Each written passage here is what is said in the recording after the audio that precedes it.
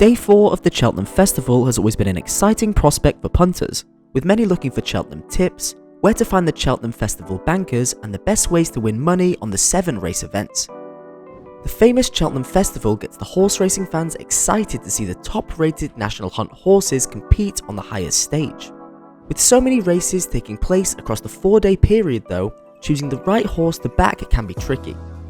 That's why we created this Cheltenham Races betting guide. So let's get into it. So the first tip we'd recommend is to take into account previous Cheltenham form.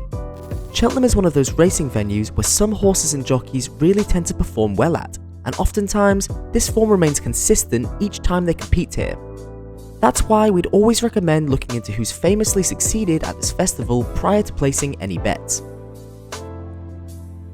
Tip 2 is to ensure you don't blindly back the favourite. At race events of this calibre, bookies may choose their favourite based off current form of the horse or jockey.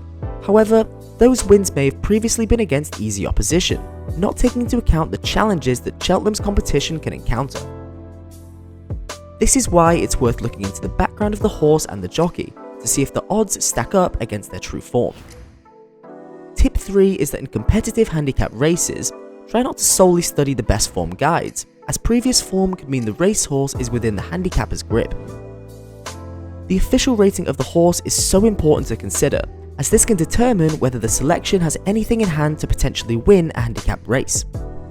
The highest official rated horse in the handicap races will have to carry top weight, and although it may have the best form on paper, you need to predict a selection who might have more improvement up their sleeve to the official rating that they're running off.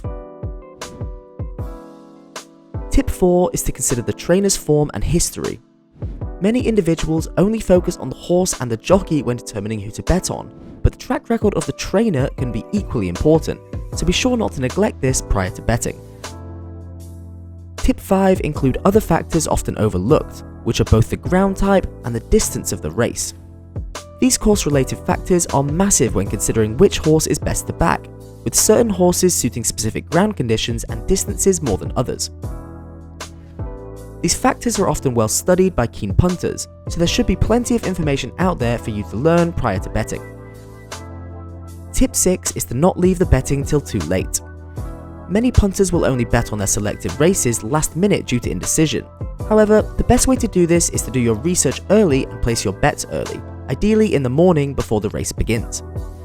This is because bookies usually haven't settled their odds for the horses by that point, so armed with the research you need, you may be able to get much better odds doing this. Tip 7 is to consider the fact that there's not just one bookie out there, and actually with a racing event the size of Cheltenham, there's sometimes terrific sign-up offers and welcome bonuses that many bookies can offer new customers around the time of the racing festival. Not only that, but the odds tend to differ from bookie to bookie as well, so being sure to find the bookie with the best odds for your chosen bets is often a great practice too. And finally, for tip 8, always remember that with any horse race betting, you should only bet where you can afford to lose. We hope these informative tips have helped you to understand more about the best ways to bet at Cheltenham, and we hope you enjoy watching the races.